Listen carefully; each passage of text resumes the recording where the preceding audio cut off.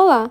Como parte da disciplina de Química Ambiental do Instituto Federal de São Paulo, Campus Suzano, trago hoje um estudo de caso de remediação em áreas contaminadas.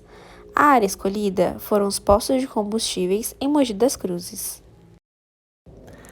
Mas o que é a contaminação do solo?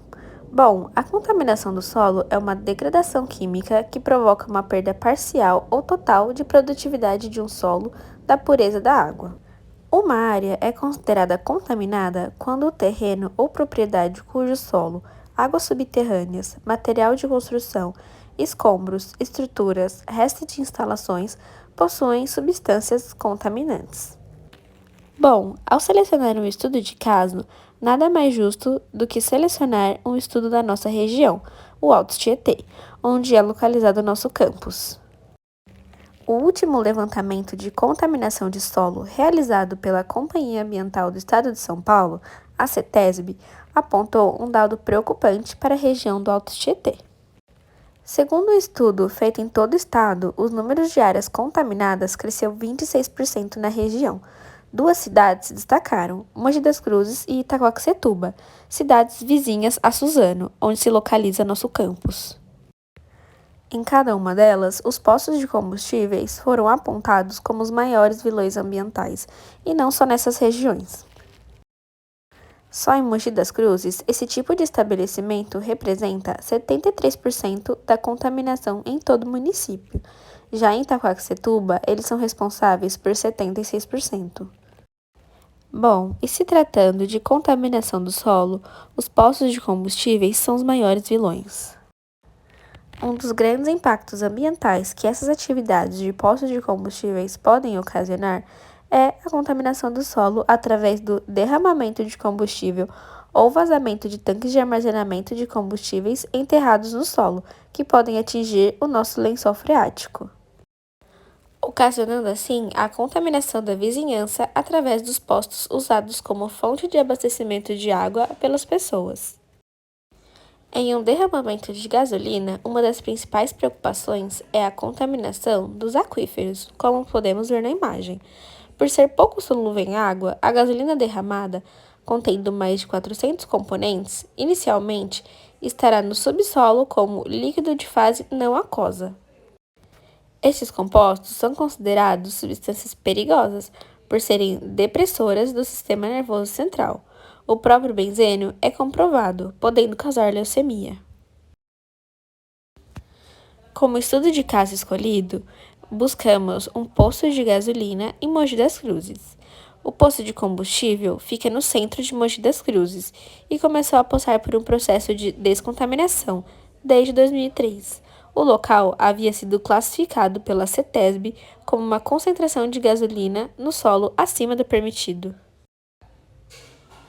Segundo os dados da CETESB, Mogi das Cruzes, cidade vizinha de Suzano, é o município que teve o maior crescimento de números de área com problemas, totalizando 66 terrenos e um crescimento de 24%. Enquanto isso, a cidade passou por 11 locais de problemas e um aumento de 90%. O secretário de Verde e Meio Ambiente da cidade de Mogi das Cruzes informou que o secretário irá fazer uma avaliação junto com a CETESB das áreas que fazem parte da atuação da prefeitura. Para o secretário, o aumento do número de áreas contaminadas é reflexo direto do crescimento da cidade.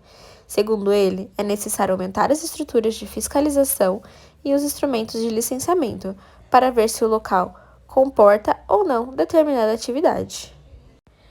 Para ele, para a instalação de postos de combustível, primeiro é preciso verificar se a lei de zoneamento do município permite, e depois seguir com outras restrições, como a distância mínima de 500 metros de escolas e hospitais. Vamos procurar ampliar as ações para evitar as comunicações, explica o secretário. Conforme a pesquisa da CETESB, as áreas contaminadas atualmente são decorrentes de procedimentos inadequados realizados no passado, principalmente pela disposição inadequada de resíduos sólidos diretamente no solo ou acidentes ambientais. As contaminações podem ser geradas por diversos tipos de resíduo ou materiais, gerando toxicidade, inflamabilidade, patogenicidade, corrosividade e radioatividade. Quando constatada a disposição inadequada de resíduos sólidos diretamente no solo, a CETESB informou que são aplicadas autuações, como advertências, multa de 10 a 10 mil reais, podendo dobrar os valores em caso de reincidência, interdições e embargos. Além disso, é determinado também o saneamento imediato, visando evitar a ocorrência de contaminação do solo e águas subterrâneas e consequente área contaminada. Bom, e como funciona a remediação nesses casos? Uma área é declarada contaminada pela CETESB se for confirmada qualquer norma fora dos padrões. Para isso, ainda é exigido um estudo de investigação detalhada, de modo a delimitar totalmente a contaminação e um estudo de análise de risco para estimar efetivamente os perigos para as pessoas, animais e meio ambiente. Com isso, a CETESB explicou que os responsáveis precisam apresentar uma proposta de remediação ao órgão, a qual deverá ser efetivada. Após a remediação, deverá ser efetuado um monitoramento da área, de modo a se confirmar a descontaminação. A empresa ou pessoa física tem 3 anos e meio para a remediação e mais 1 ano para o monitoramento. Todo esse processo pode levar 5 anos entre a confirmação e a descontaminação. Para evitar que mais áreas sejam contaminadas, segundo a CETESB, as cidades precisam controlar os processos produtivos e os depósitos de resíduo, de modo que não ocorra o lançamento de poluentes para a atmosfera, águas superficiais, rios e lagos e principalmente o solo, sendo que os locais onde ocorrem os processos produtivos deverão ser impermeabilizados de modo que não ocorram infiltrações. Bom, e como ocorreu a remediação no caso do posto de combustível em Mogi das Cruzes? Bom, só no começo desse ano, após 10 anos do início da remediação, é que o estabelecimento conseguiu eliminar os resíduos do solo. Para isso, foram gastos cerca de 200 mil reais. Segundo o empresário e dono do estabelecimento, tiveram que fazer um mapeamento de contaminação para detectar exatamente os locais prejudicados.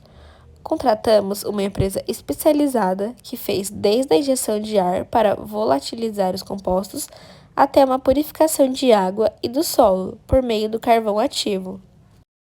O posto ainda apareceu no último levantamento do órgão, mas em etapa de remediação com monitoramento da eficiência e eficácia. O estudo aponta como contaminantes problemas no armazenamento de combustível. Segundo o empresário, ainda estão em fase de monitoramento e por 36 meses terão que enviar para a CETESB relatórios com análise do solo em épocas com e sem chuvas, para que possam verificar se as concentrações de contaminante que existem antes não estão crescendo. Segundo o empresário, só depois disso conseguirão o certificado oficial de descontaminação, porém hoje, na prática, não poluem mais. Obrigada pela atenção de todos. Espero que tenham entendido um pouquinho sobre a contaminação do solo e como funciona a descontaminação de uma área poluída. Obrigada!